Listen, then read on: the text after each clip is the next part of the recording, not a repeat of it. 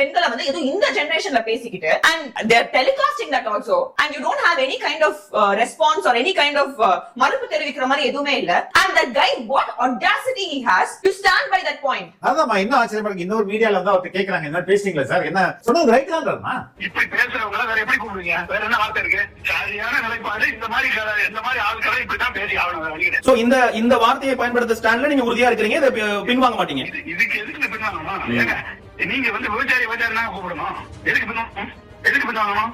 கனவு காண சொல்லிருக்காரு அப்துல் கலாம்.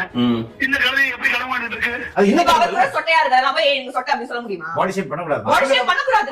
அவங்க தப்பு பண்ணா நம்ம பண்ணலாமா? அதுதான் நான் சொல்றேன். see now I see what I see.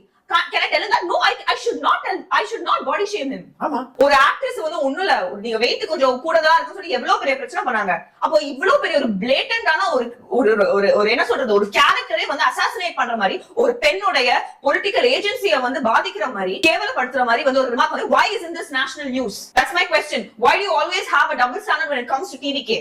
TVK மட்டும் இல்லமா, இப்ப இவர் வந்து அப்துல் கலாமையும் அசிங்கப்படுத்திட்டு கேவலப்படுத்திட்டாரு, பெண் சமூகத்தையும் கேவலப்படுத்திட்டாரு.